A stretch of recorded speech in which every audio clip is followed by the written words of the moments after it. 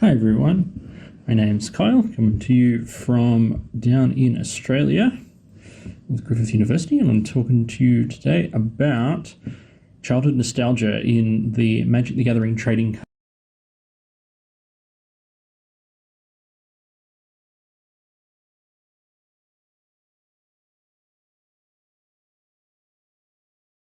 card. Hi everyone, my name's Kyle, coming to you from down in Australia with Griffith University, and I'm talking to you today about childhood nostalgia in the Magic the Gathering trading card game. So my presentation is in three main sections. I'll cover what Magic the Gathering is as a game and why it's important for understanding both childhood nostalgia and how that nostalgia is being consumed and being marketed towards adults. So in part of that, I'll be discussing three of my broader studies participants and basically trying to give you a sense of how these cards and this game is approached nostalgically by players, and also how those players, you can kind of see how these players are engaging with the nostalgia and how that nostalgia then can be marketed towards them and other players later. And I'll be discussing a little bit about some broad changes within the game's culture and how that is interfacing with and providing new ways for players to both consume childhood nostalgia outside of the game, within the game. So that is through like crossover material, and how how the game's shifts from a schoolyard play into a more widespread, like an adult hobby, for lack of a better term. So what is Magic the Gathering, or as it is shortened, MTG, and by extension trading card games? So Magic itself is the first of its kind of a trading card game, where effectively players will purchase cards, usually come in randomized packs from stores, and can combine any number of different cards from that game and create their own decks from which to play against their friends, or either head-to-head, like one-on-one, or in a multiplayer setting. So Magic was first of its kind in 1993. It was first released, and it takes a very fantasy thematic approach. So I think, knights, elves, dragons, that sort of thing.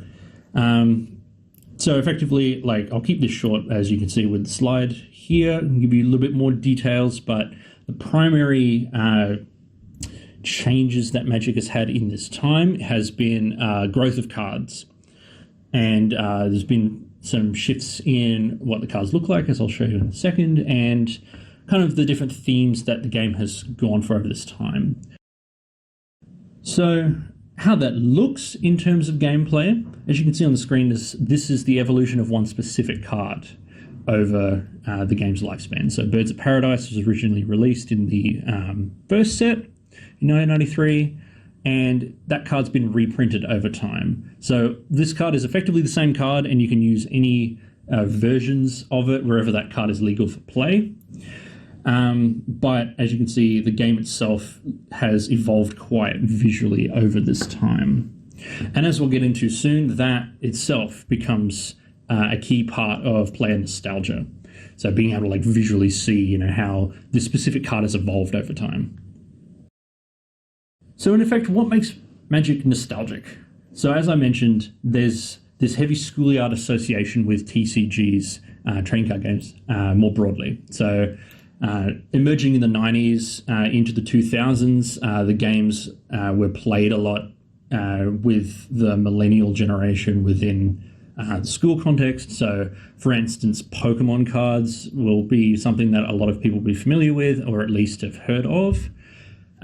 So in this environment, kids were engaging with trading cards as a schoolyard hobby. The other point is that the game's longevity, so the 30 years that Magic has been consistently printing cards now, builds that sense of like attachment to the game itself. So with there being new cards being made all the time, there's always new ways for a player to consume and to engage with the game. And then that over time can lead to a like an accumulation of cards and of memories of play through that. As I mentioned as well, the visual change element really makes the eras of Magic quite distinct from one another as the game has evolved. And that all combines to what I describe as sort of a paradigm shift in this game's culture. And that takes a couple of forms, both from it evolving from a schoolyard, like young adult, teenager focus towards more of a like an older adult, say in the late 20s, early 30s demographic bracket. And one other thing which is important and that I've talked about in a previous paper, which I'll cite at the end, has been this idea that I've come up with a sense of wonder.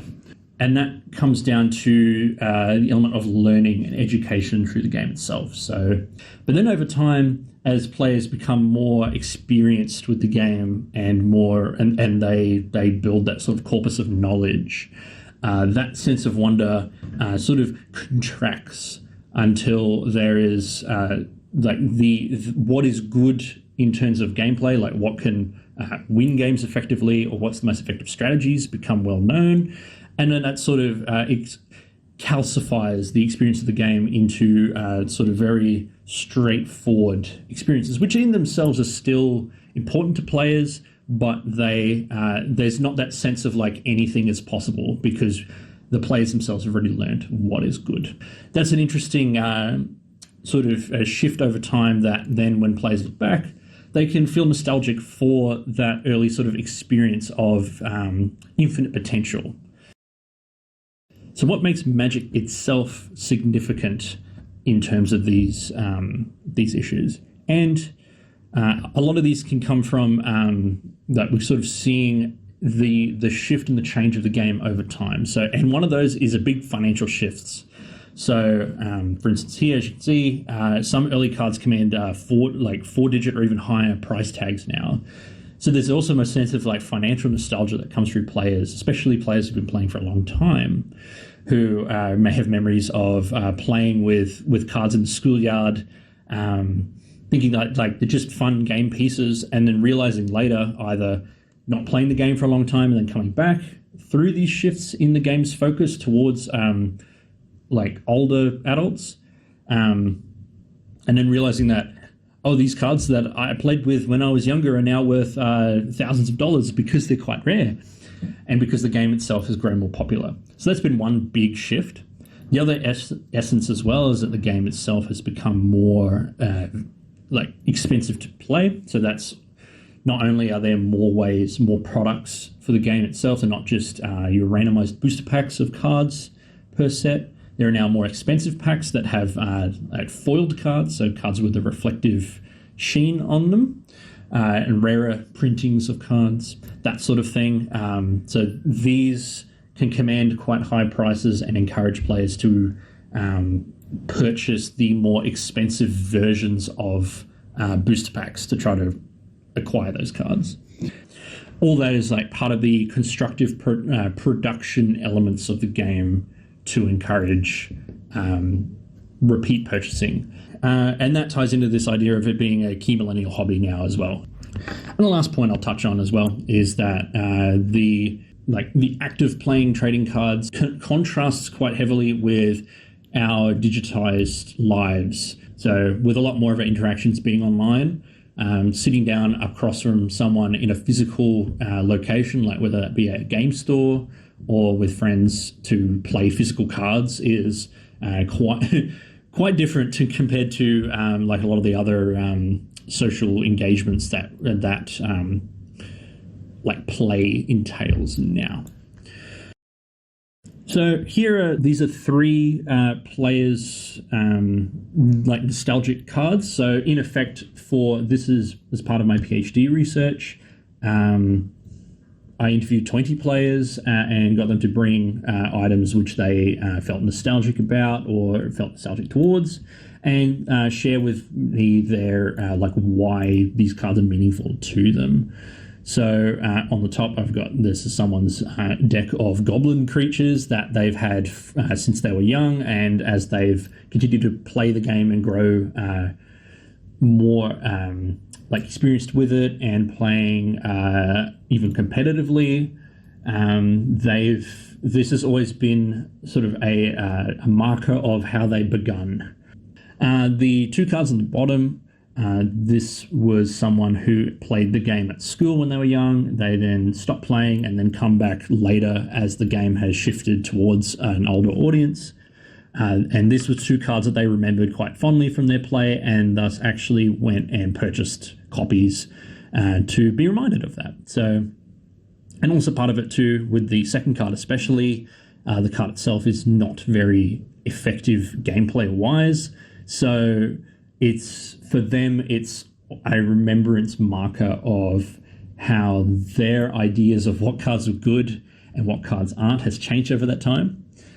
And on the side, this is someone's deck for the multiplayer format Commander. They have paraphernalia associated with that, with the character depicted on the card, and it's important to them over time because they've played a lot of games with it. It's built up this sense of memory over time as they've played. The paper crown itself was distributed at the when the set was first released as sort of a like a promotional item.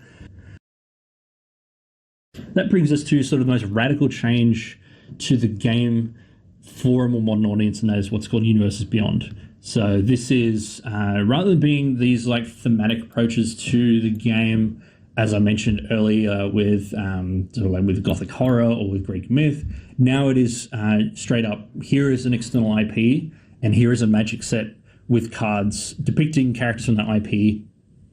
It's Magic, but with these other IPs depicted.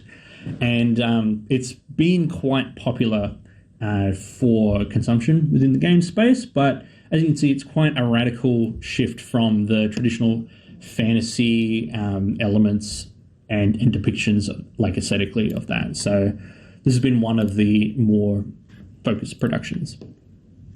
And this ties into this idea of childhood nostalgia because it's almost a dual consumption of nostalgia. So for instance, with the Final Fantasy setting, that has also been around for a long time. I think it predates Magic by a few years, like in the early 80s, mid 80s, I believe, when the first Final Fantasy cards, or first Final Fantasy games came out. And so in so doing, they're not only capturing the essence of a nostalgia for like the act of playing trading cards and the like resurgence in the trading card space based on that. There's also this nostalgia for those IPs in and of themselves, with especially when it comes to video games, where if, for example, a lot of players may have played the original Final Fantasy games a long time ago, now there's this sort of mashup element of Final Fantasy characters that now they can play in a different setting. So there's almost this dual approach to marketing nostalgia to players. So I suppose more broadly, it poses a question, especially when it comes to crossover culture, in two ways. So on one hand, there's a question that's posed in that whether crossover culture within broader media, and as like I'm sure like a lot of you listening will be aware of the rise and the super success of Fortnite within the gaming space, as that basically that game is a mashup of every different IP. Basically, if you think of it, it's in that game now. And it's not just, minor IPs either. It's like Star Wars, like Marvel, basically a lot of things that are popular at the moment being portrayed in that game space. And these are big money is being spent in this area. And it sort of harkens back to this idea of the child toy box, or like this playful engagement that takes place outside of like established IPs. It's like a childhood toy box of action figures or miniatures or whatever toys a kid has at the time, and they can just play with in their own like sort of fun and engaging way. And whether how much of corporate crossover material is trying to engage that essence back with a new modern audience. But then on the flip side, there's an issue that this IP crossover problematizes, and it's like and it's one of authenticity. So, for essence, like these IPs becoming like popular when they were first released and as they've evolved over time, like how much of that ties to our ideas of like engagement with an IP as an authentic expression of art, and that how much of the engagement comes from this sense of, I think this IP is cool, I think this character is cool, these stories that are being told in these are meaningful, and that has perpetuated a continuous engagement with them. And then now seeing these IPs like rather than being considered for their aesthetic importance and importance to memory and growth of stories, but being sold without touching on what made these symbols important in the first place. So these are some sort of ideas that have emerged from the temporal change of Magic over time. Its shift from being a childhood hobby to an adult hobby, and then the comparisons between the two, and also how the players themselves are engaging with their past nostalgias for the game, their nostalgias for other IPs that are being brought in, and how these are being marketed within this space. So I hope you found this interesting, and I look forward to hearing your thoughts and questions about it. So thank you for listening.